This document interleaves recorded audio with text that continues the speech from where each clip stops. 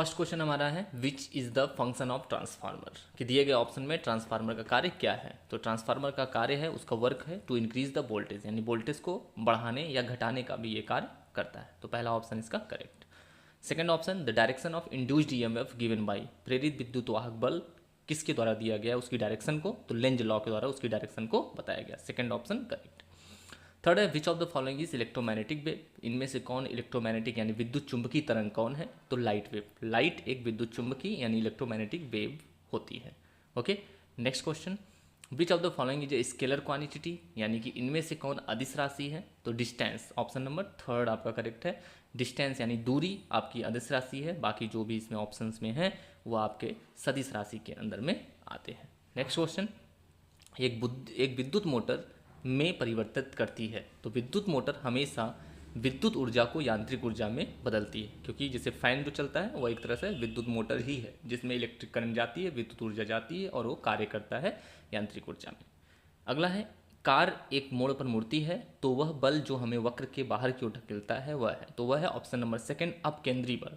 जो बाहर की ओर ढकेलता है वह अपकेंद्री बल, जो अंदर की ओर खींचता है वह अभिकेंद्री बल। तो यहाँ बाहर की ओर पूछा है तो अपकेंद्री बल, जब अंदर होता है तो अभिकेंद्रीय बल आता आंसर। ठीक है, तो ऑप्शन नंबर सेकंड इसका करेक्ट है।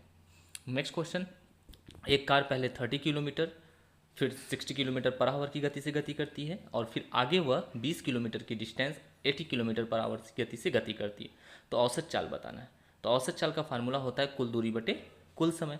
तो यहाँ पे हम कुल दूरी बटे कुल समय का फार्मूला लगाएंगे। तो कुल दूरी कितनी है 30 किलोमीटर प्लस 20 किलोमीटर, यानी होगी कुल दूरी तो 50 किलोमीटर 50 किलोमीटर। कुल समय पहले से हम समय निकालेंगे T1 और दूसरे से समय निकालेंगे T2, तो समय बराबर होता है दूरी बटे चाल। तो पहले में हम करेंगे 30/60 यानी दूरी बटे चाल, तो 1/2 घंटे आ जाएगा समय। इसी तरह से दूसरे में 1/4 आ जाएगा, दोनों को प्लस करेंगे तो कुल समय हमारा निकल जाएगा और फिर कुल दूरी बटे कुल समय से डिवाइड करेंगे तो हमारा ऑप्शन नंबर आ जाएगा डी, यानी 66.67 किलोमीटर प्रति घंटे इसका करेक्ट आंसर होगा। ठीक है, नेक्स्ट क्वेश्चन हमारा है एक बस 50 किलोमीटर की गति से गति करती है, यदि बाद में यह 10 किलोमीटर पर आवर की वृद्धि कर देती है तो यह समान समय में 20 किलोमीटर अधिक दूरी तय करती है, तो तय की गई कुल दूरी ज्ञात कीजिए। तो कितनी दूरी, मान लीजिए कि बस ने कुल यक्ष दूरी तय की, तो यक्ष दूरी बराबर होता है चाल गुणे में समय, यानी distance equal to the speed into time. तो दूरी पहले बराबर चाल गुणे समय, तो यहाँ पे दूरी हमने यक्ष मान ली, तो यक्ष बराबर चाल दिया है 50 किलोमीटर पर आवर, चाल गुणे समय मान लिया टी, तो यक्ष बराबर 50 इंटू टी, इक्वेशन फर्स्ट बन जाएगा। उसके बाद दूसरे में 10 किलोमीटर पर आवर की वृद्धि हो जाएगी, यानी पहले 50 था तो अब 10 बढ़ जाएगा तो 60 हो जाएगा। फिर से लगाएंगे दूरी बराबर चाल गुणे समय, लेकिन इस बार दूरी भी 20 किलोमीटर बढ़ रही है। ठीक है, तो इस बार हो जाएगा दूरी बराबर चाल गुणे समय, तो दूरी यक्स प्लस 20 बराबर चाल हो जाएगा 60 गुणे में समय टी।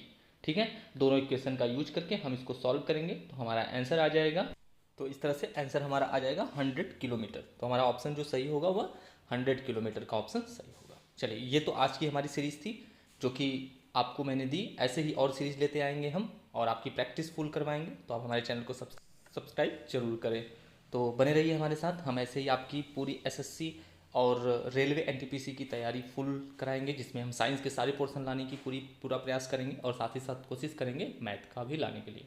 ठीक है, तो थैंक यू सो मच।